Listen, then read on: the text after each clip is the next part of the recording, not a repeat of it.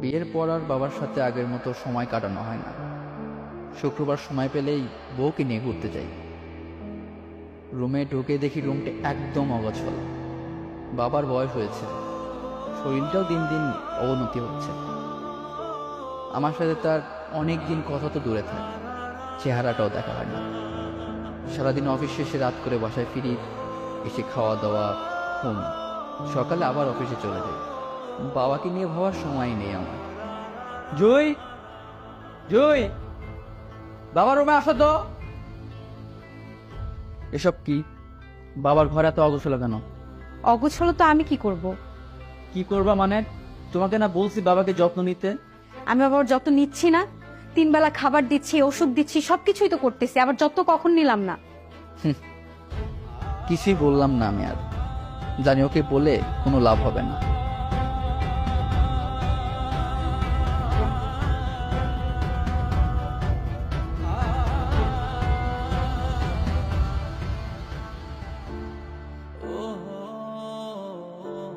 লেখাটা পড়ে খুব অদ্ভুত লাগলো। পরের পেজ খুলতে দেখি মায়ের একটি পুরনো ছবি, তার নিচে লেখা কলিজা। বাবা মাকে অনেক ভালোবাসতো। জুই আর আমার বিয়ে হয়েছে 6 মাস হলো। বাবা অনেক আগে তার চাকরি থেকে রিটায়ার্ড হয়েছে। পরের পেজটাতে মাকে নিয়ে লেখা অনেক কবিতা আছে। আমি পড়লাম আর মুচকি মুচকি হাসলাম। কয়েক পেজ উল্টানোর পর লেখা আছে, আজ আমার ছোট্ট ছেলেটার বিয়ে। না, ছোট্ট না, অনেক বড় হয়েছে। সে এখন চাকরি করে। মেয়ে তার পছন্দের। আমি না দেখেই হ্যাঁ করে দিয়েছি। তার পছন্দ মতো সব করেছি। জয়িমা দেখতে খুব মিষ্টি। দোয়া করি তারা যেন সুখী হয়। এভাবে কয়েক পেজ পড়লাম, সবগুলোই আমাকে নিয়ে লেখা। পরের পেজ উল্টে দেখলাম, কাব্য এখন খুব ব্যস্ত। নিজের শরীরটাও দিন দিন অবনতি হচ্ছে।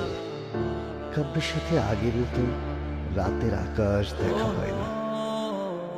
চায়ের দোকানে বসে আর চা খেতে খেতে বাপ ছেলের আড্ডা আর দেওয়া হয় না। সারাদিন ঘরে বসে থেকে খুব বিরক্ত লাগে। তাই বৌমাকে বলেছিলাম একটা ডায়েরি কিনে দিতে, কিন্তু বৌমা বলল, বাবা এই বয়সে ডায়েরি দিয়ে কি করবে? আমি বললাম, কিছু না, একটু লেখালেখি করতাম। এত টাকা দিয়ে ডায়েরি না কিনে অল্প দামে কিছু খাতা কিনে লিখলেই তো হয়। আমি কিছু না বলে খাতা কেনার টাকা নিলাম। এখন খুব লজ্জা হয় বৌমার কাছ থেকে টাকা খুঁজতে। গত মাসে ওষুধের টাকা খুঁজতে গিয়ে অনেক বকা শুনতে হয়েছিল। বলেছিল, এত দামি ওষুধ না খেয়ে অল্প দামি ওষুধ খেলেই তো হয়। আমি সেদিনও কিছু বলিনি। কিছু কিভাবে বলবো? কাব্যকে বললে সে ভাববে আমি মিথ্যে বলছি। আর সে তো আর আমার কথা ভাবেই না। সে এখন নিজের ঘর সংসার নিয়ে ব্যস্ত। আমি চাই না তার সুন্দর সংসারটা নষ্ট করতে। এখন যে ওষুধগুলো খাচ্ছি সেগুলো খুব সস্তা, তাতেও কষ্ট নেই। ছেলের সাথে আছি, এইটাই যথেষ্ট।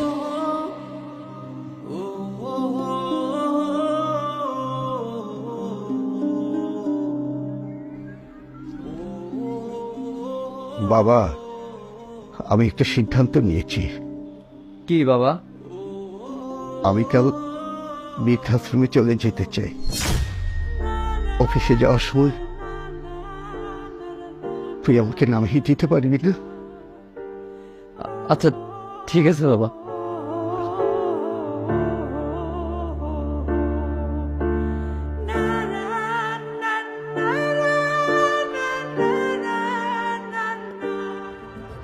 যাক, এতদিনে আপদটা বিদায় হচ্ছে তাহলে।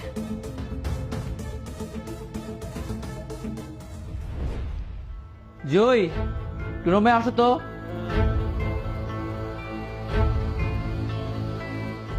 ডেকেছো? হ্যাঁ, আমার অফিস ছুটি, তাই ভাবলাম চলো কক্সবাজার থেকে ঘুরে আসি। সত্যি বলতেছো? হ্যাঁ সত্যি, জামা কাপড় যা আছে সব গুছাই নিও। হ্যাঁ আচ্ছা, আমার যতগুলো নতুন জামা কাপড় আছে আমি সব সুন্দর করে গুছাই নিতেছি।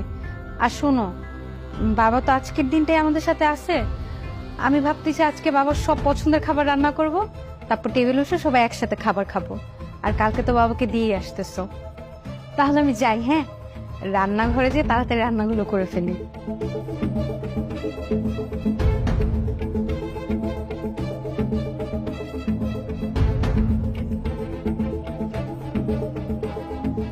বাবা, তোমার ব্যাগ গোছানো শেষ? তোমার? হ্যাঁ। ঠিক আছে, চলো তাহলে বেরোয় পড়ি, তোমাদের বাসায় যাচ্ছি আগে। আমাদের বাসায় কেন? তুমি না বললা বাবাকে বৃদ্ধাশ্রমে দিয়ে আমার সাথে কক্সে যাচ্ছ? হ্যাঁ যাবো, বাট বৃদ্ধাশ্রম তো তোমার বাসার রোডে, তাই না? তাই ভাবলাম তোমার বাবা মার সাথে একটু দেখা করে আসা হলো। তুমি যে আমার আব্বু আম্মুকে কি ভালোবাসো না। আচ্ছা ঠিক আছে, চলো। বাবা চলেন।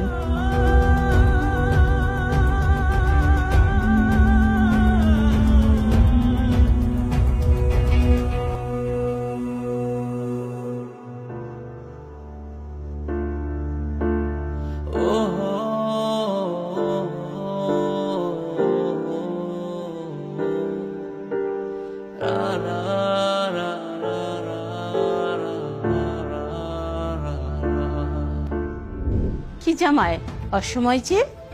হ্যাঁ, আপনাদের জিনিস আপনাদের বুঝিয়ে দিতে আসলাম। আমাদের জিনিস মানে? আপনার মেয়েকে। কি বলছো তুমি এসব? তুমি না আজকে আমাকে নিয়ে কক্সবাজার যাও? একটা কথা বলবো না, তোমার মতো মেয়ের সাথে সংসার করা আমার পক্ষে সম্ভব না। আর ডিভোর্স লেটারটা আমি তোমার কাছে পাঠিয়ে দিব। ছি নেহাল, ছি। এই শিক্ষায় আমি তোকে মানুষ করেছি? এই বউয়ের সাথে কেউ এইভাবে ব্যবহার করে?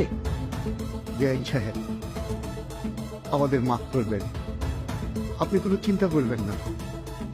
আমি ওকে পরে বুঝিয়ে শুনিয়ে সব ঠিক করে দেব। বাবা, তুমি কোনো কথা বলবা না, তুমি বাইরে গিয়ে দাঁড়াও, আমি আসতেছি। তোমাকে আমি বাইরে যেতে বলছি বাবা।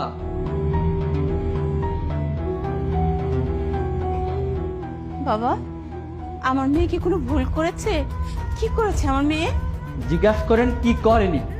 আমি এবার কি করলাম? আমি না তোমাকে কত ভালোবাসি। চুপ, একটা কথাও বলবি না। তোর মতো মেয়ের মুখ থেকে না ভালোবাসা শব্দটা মানায় না। আমার বাবা, যে কিনে এতদিন ধরে কষ্ট করে আমাকে বড় করছে, সেই বাবা নাকি তার কাছে আপদ। আপনার মেয়েকে শিক্ষা দেননি যে বাবা শব্দের মানেটা কি? সে কি জানে না? আপনার মেয়েকে শিখিয়ে দিবেন বাবা শব্দের মানেটা কি। আর হ্যাঁ জুই, তুমিও কান খুলে শুনে রাখো, আমার বাবা তোমার কাছে আপদ হলেও না, আমার কাছে অনেক কিছু, আমার সব কিছু মিথ্যে। আমাকে ক্ষমা করে দাও, আমার ভুল হয়ে গেছে। আমি আর বাবার সাথে এমন করব না। ক্ষমা? তোমাকে আমি কোনোভাবেই ক্ষমা করতে পারবো না। তুমি আমার বাবাকে আপদ বলো না।